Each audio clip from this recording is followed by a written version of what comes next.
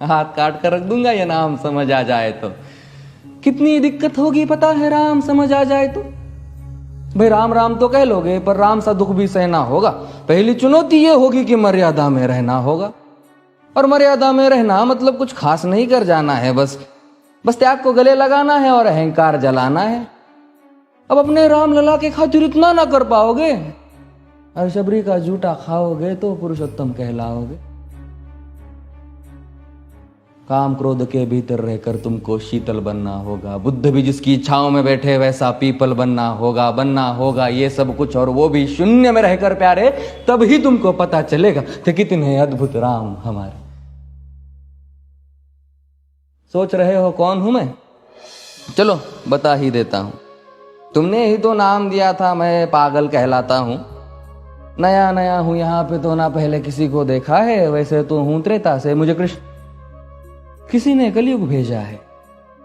भाई बात वहां तक फैल गई है कि यहाँ कुछ तो मंगल होने को है कि भरत से भारत हुए राज में सुना है राम जी आने को है। बड़े भाग्यशाली हो तुम सब। नहीं, वहां पे सब यही कहते हैं कि हम तो राम राज्य में रहते थे पर इन सब में राम रहते हैं।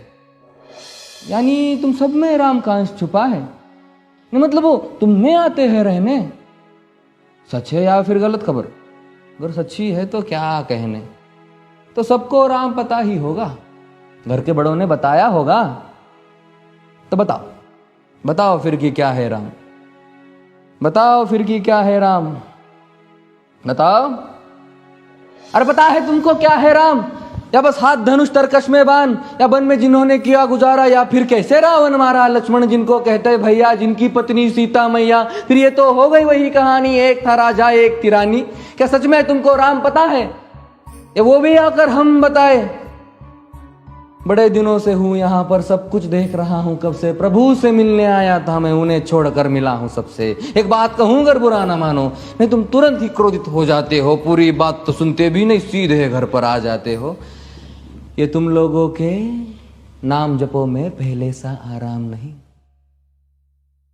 ये तुम लोगों के नाम जपो में पहले सा आराम नहीं। इस जबरदस्ती के जय श्री राम में सब कुछ है, बस राम नहीं। ये राजनीति का दाया बाया जितना मर्जी खेलो तुम। दाया बाया, अरे दाया बाया ये तुम्हारी वर्तमान प्रादेशिक भाषा में क्या कहते हो उसे? हाँ वो लेफ्ट एंड राइट। ये राजनीति का दाया बाया जितना मर्जी खेलो तुम चेतावनी को, लेकिन मेरी अपने जहन में डालो तुम। निजी स्वार्थ के खातिर अगर कोई राम नाम को गाता हो तो खबरदार अगर जुर्रत की और मेरे राम को बांटा तो। भारत भू का कवि हूं मैं, तभी निडर हो कहता हूं राम है मेरी हर रचना में। मैं बजरंग में रहता हूं। भारत की नींव है कविताएं और सत्य हमारी बातों में, तभी कलम हमारी तीखी और साहित्य हमारे हाथों में। तो सोच समझ कर राम कहो तुम।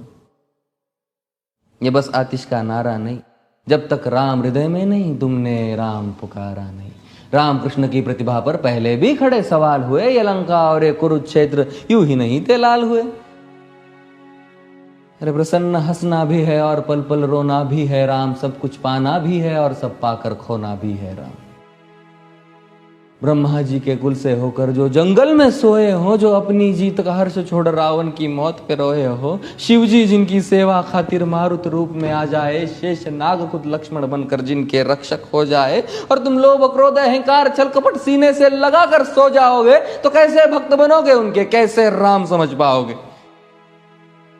अघोर क्या है पता नहीं और शिव जी का वरदान चाहिए। ब्रह्मचर्य का इल्म नहीं, इन्हें भक्त स्वरूप हनुमान चाहिए।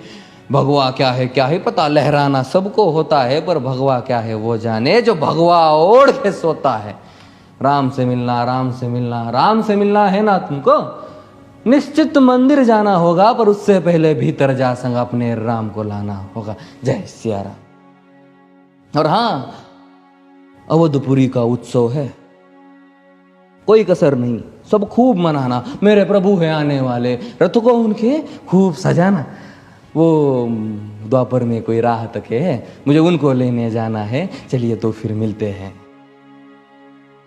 हमें भी अयोध्या आना है। जय सिया राम। फिर से